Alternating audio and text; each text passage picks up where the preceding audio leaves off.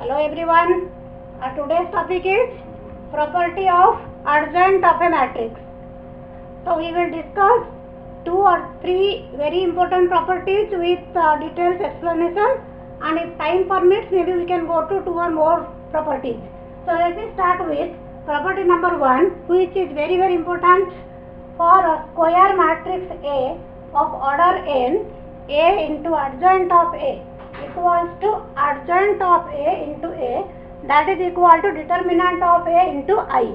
Here I stands for identity matrix of order n. It means I is the identity matrix of order same as matrix A you have taken. So let us consider a 3 by 3 matrix. A equals to A11, A12, A13, A21, A22, A23, A31, A32, A33. And as you know, adjoint of any matrix is transpose of its cofactor matrix. So we have taken adjoint of A like cofactors of A11 is C11, A12 ka cofactor C12 and cofactor of A13 is C13. So here we have taken like this C11, C12, C13, C21, C22, C23, C31, C32, C33. Okay, we have the matrix and the adjoint of that matrix. So let us take A into adjoint of A. So multiplying A with adjoint of A. So please see here. So as you are familiar with matrix multiplication, so you will take like this. So A11 into C11 plus A12 into C12 plus A13 into C13. It means you are getting in the form of sigma Aij into Cij, which is the value of the determinant A. And also you know that the elements of any row or column, if it is multiplied by the cofactors of any other row or column, it means if you take A11 into C11 plus A12 into C12 plus A13 into C13, you are getting value of the determinant. But if you multiply A11 with, suppose for example C21, A12 into C22 and A13 into C23, the sum of the products is 0. And also like this you are getting 0 here. Now this is this, if you take sum of the products of this and this, you are getting 0. Now A21 into C21 plus A22 into C22 plus A23 into C23. It gives you determinant of A, and this multiplied with this sum of the products 0. And this sum of the products 0. This third row and your second column sum of the products 0. Now if you take A31 C31, A32 C32, A33 C33. So here sum of the products is determinant of A. So it means if you are getting determinant of A, here you are getting 1 0 0, 0 1 0, 0 0 1. It means we are getting determinant of A matrix multiplied with identity matrix of order 3. So here identity matrix of order 3 because we have taken A as matrix of order 3 by 3. Similarly, if you take adjoint of A multiplied by A, so it means multiplying this and this, so you can try in similar way, it will also be determinant of A into I. So the first property, as we have seen, basically what? A into adjoint of A equals to adjoint of A into A.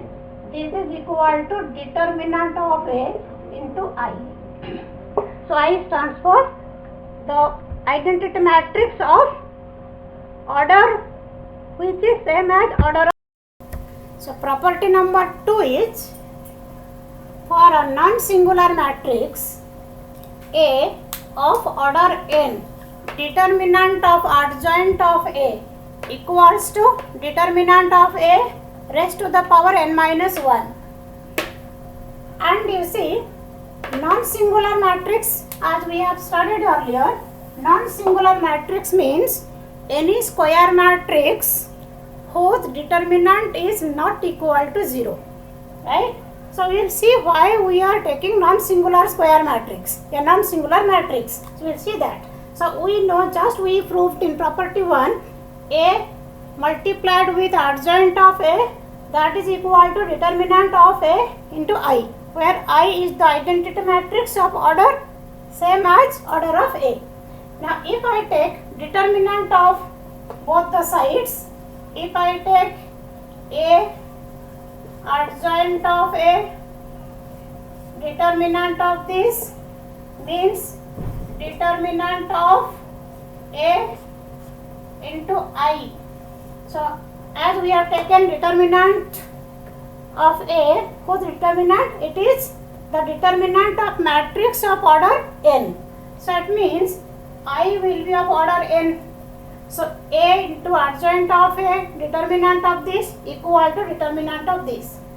And we also know, as we know, determinant of AB equals to determinant of A into determinant of B.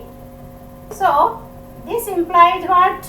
Determinant of A into determinant of adjoint of A, that will be, now you know determinant of A is a number. If we have K is a number, K times A, determinant of this equal to K to the power n into determinant of A, we know it. So K A, determinant of K A equal to K to the power n into determinant of A, where A is a matrix of order n. So since this is a number, so let it be, for the time being we can think this is suppose equal to K. So it means here it will be determinant of A to the power n equal, this into the determinant of I. So it means determinant of A multiplied with determinant of adjoint of A equals to determinant of A raised to the power n. And you know that determinant of identity matrix is 1. So you know this, determinant of identity matrix of any order, this is equal to 1. So it means adjoint of A, determinant of adjoint of A equals to determinant of A raised to the power n divided by determinant of A, and this division is possible only when determinant of A not equal to 0. So that is the reason we are considering non-singular matrix. So it means we are getting determinant of A raised to the power n minus 1. So our conclusion is determinant of adjoint of A equals to determinant of A raised to the power n minus 1. So this is also one of the very significant property. So now property number 3. The property number 3 says, for a non-singular matrix, A of order n, determinant of adjoint of A. Okay, please see, adjoint of adjoint A, its determinant equal to determinant of A raised to the power n minus 1 whole square. So let's see. So how to just now explain this, how to prove this.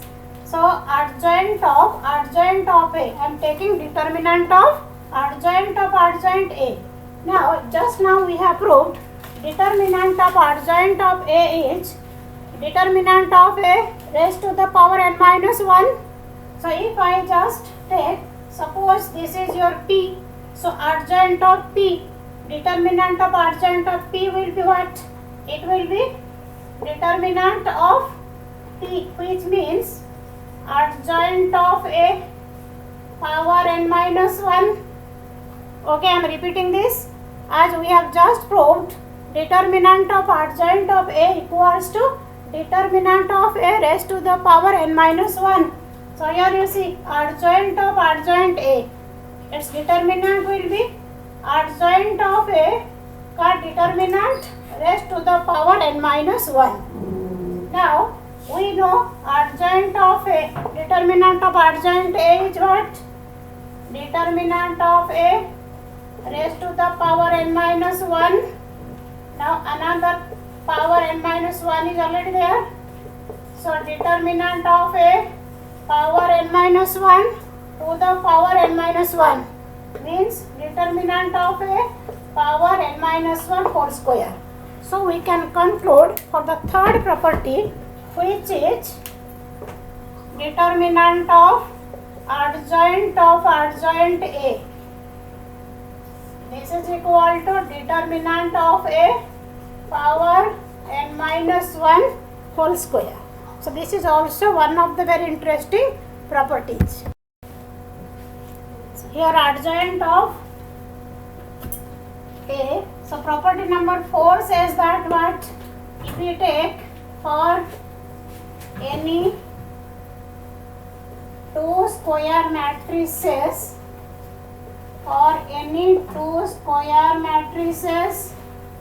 A and B, adjoint of AB, product matrix. This is equal to adjoint of B into adjoint of A. So this property being very simple, maybe you can take any two square matrices and you can verify the result of this. Adjoint of product matrix AB equals to adjoint of B multiplied with adjoint of A. And property number 5 says that adjoint of transpose of A equals to transpose of adjoint of A. So these are the 5 properties. Like first, just to summarize whatever we have done. So property number 1 is A into adjoint of A equals to adjoint of A into A, that is equal to determinant of A into I. So here A is a square matrix of order n and I is an identity matrix of order n. Property number 2 we have studied, adjoint of A, determinant of this equal to determinant of A raised to the power n minus 1. Here order of the matrix A is a non-singular